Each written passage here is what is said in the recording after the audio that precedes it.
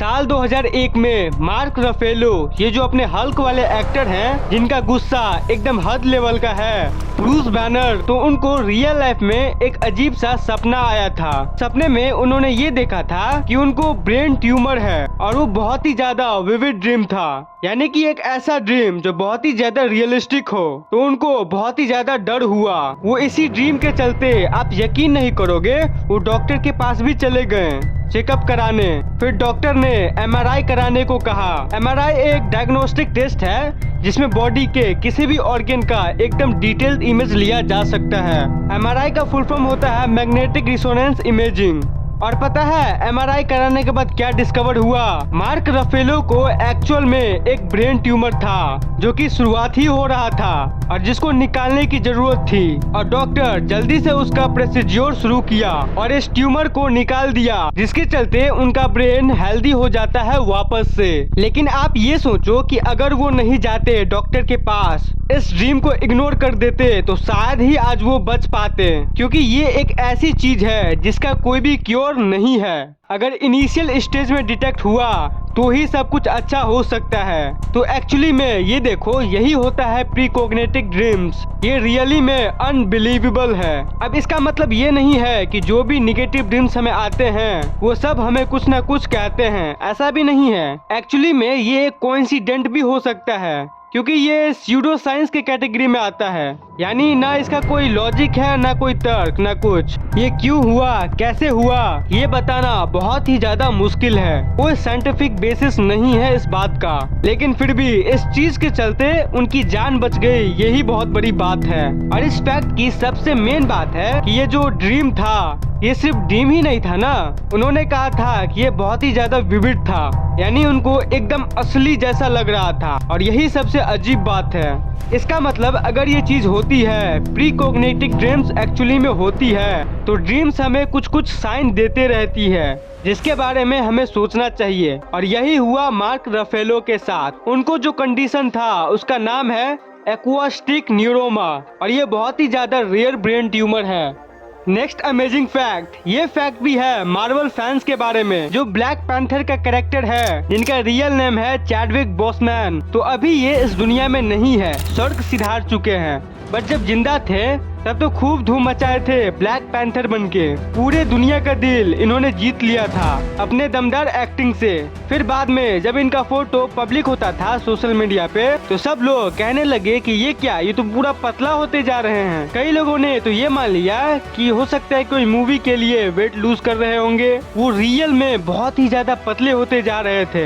किसी को पता भी नहीं था कि इनके साथ क्या हो रहा है। तो ये उस टाइम कैंसर से लड़ रहे थे एंड इसलिए उनका बॉडी इतना पतला हो रहा था। एंड आखिरकार ये कैंसर की वजह से चल बसे, लेकिन ये मर के भी अमर बन गए। पूरा दुनिया इन्हें ब्लैक पैंथर के नाम से जानती है। क्या आपको भी ब्लैक पैंथर पसंद है? कमेंट में जरूर बताना।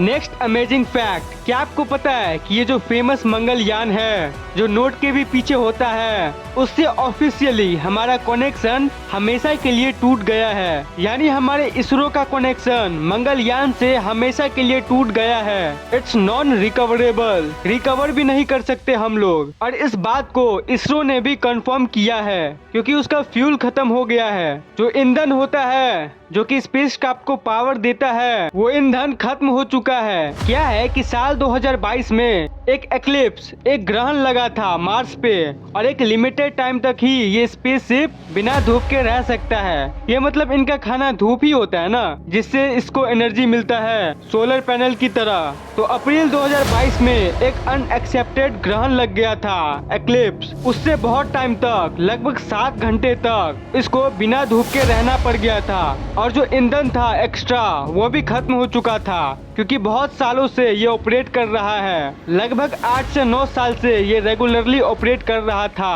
तो इसके बाद ये अभी पूरे तरह से शट डाउन हो चुका है। अब इसका दूसरा mission of course ISRO launch करेगी। नेक्स्ट अमेजिंग फैक्ट, जर्मनी और बाकी सारे जो यूरोपियन देश है, ये बहुत ही इनोवेटिव माने जाते हैं। कई सारे सुपर कार ब्रांड्स इन्हीं रीजन से आती है। तो बहुत ही मस्त फैक्ट है वहाँ के स्ट्रीट लाइट्स के बारे में, कि क्या है कि जब भी ट्रैफिक लगता है, तो जब सड़क पार करने के लिए लोग आते हैं ना, तो मान लो रेड लाइट हो गया, तो उन्हें करीब 2, 3, 4 मिनट तक वेट करना पड़ता है, क्योंकि ट्रैफिक लगा हुआ होता है। तो इतने समय तक वेट करने की वजह से उनको बोरिंग फील ना हो, सिर्फ इसी के लिए वहाँ के स्ट्रीट लाइटों पे मल्टीपल्स गेम लगा हुआ होता है। स्ट्रीट लाइट पे इस डिवाइस को लगा दिया जाता है जिसमें छोटे मोटे नॉर्मल इजी गेम्स होते हैं, जिसमें रोड के उस पार मौजूद लोगों के साथ ऑनलाइन खेला जा सकता है।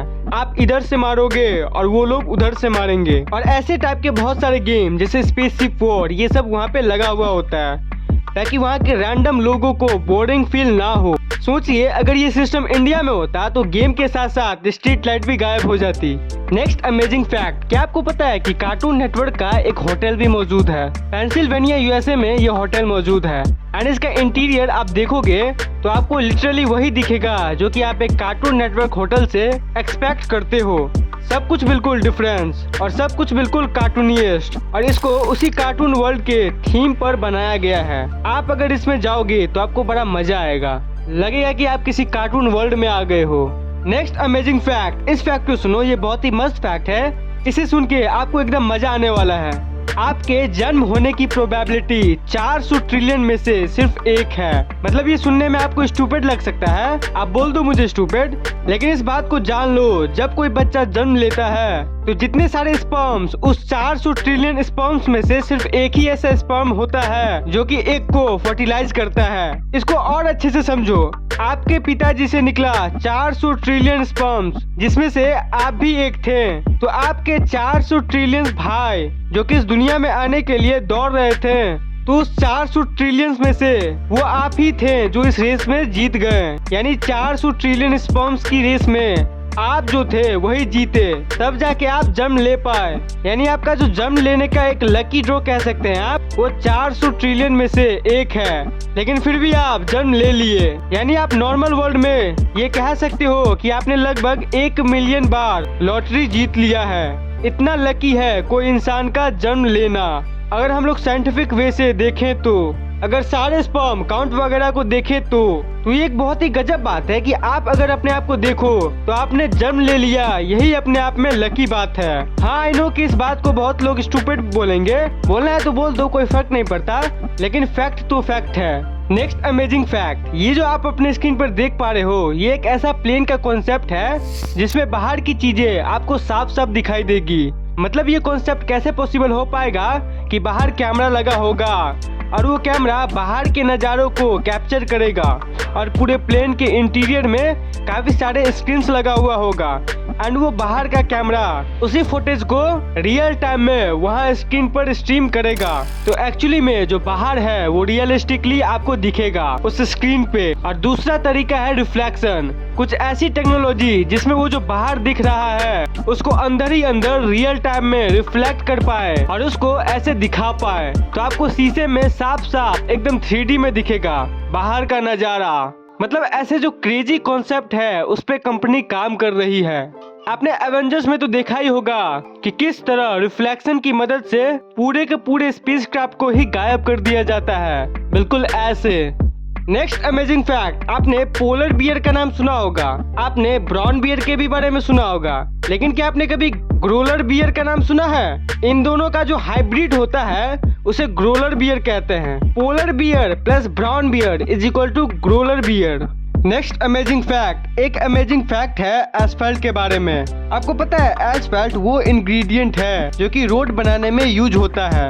अब इसकी अमेजिंग बात यह है कि ये एक ऐसा मटेरियल है जो कि अपना क्वालिटी लूज नहीं करता। मतलब ये एस्फाल्ट मान लो यूज हुआ, अभी रोड बना है, अब 5 साल बाद उसी रोड के एस्फाल्ट को अगर हम लोग तोड़ दें और उसी को यूज करके एक नए जगह पर रोड बनाए, उसी पुराने एस्फाल्ट जो कि रोड था पहले, यानी ये काला वाला पार्ट, तो फिर भी रोड बन जाएगी। इसको वर्ल्ड का one of the most recycled material कहा जाता है। ऐसे भी कई कंपनीज है जो कि 100% रिसाइकल करती है इसको, लेकिन अब ये रिसाइकल्ड हो तो सकता है, लेकिन क्योंकि गवर्नमेंट चाहती है कि रोड और स्ट्रॉन्ग बने, तो इसलिए नए रोड में 30% तक ही ओल्ड एस्फाल्ट का यूज करना ऐसा नियम बनाया गया है। बाकी 70% नए मटेरियल से बनेगा रोड। कितनी गजब प्रॉपर्टीज है ना। इसका जो क्वालिटी है वो लूज ही नहीं होता। रोड्स का जो क्वालिटी है वो इसी एस्फाल्ट के क्वालिटी पर निर्भर करता है। ये एस्फाल्ट जो होता है इसका अंदर का पार्ट पेट्रोलियम से निकलता है। इसके अंदर हाइड्रोजन और कार्बन के कंपाउंड होते हैं। एक तरह से ये एस्फाल्ट पूरी दुनिया को पावर करता है डे टू डे बेसिस पर। लेकिन मेन फैक्ट यही था कि ये हमेशा रिसाइकलेबल होता है। एक ही एस्फाल्ट को हम अनलिमिटेड टाइम्स तक यूज कर सकते हैं। तो कैसा लगा ये वीडियो? अच्छा लगा तो लाइक, शेयर, सब्सक्राइब। तो चैनल को सब्सक्राइब करके बेल आइकन ऑन कर दीजिए। Thank you so much for watching video.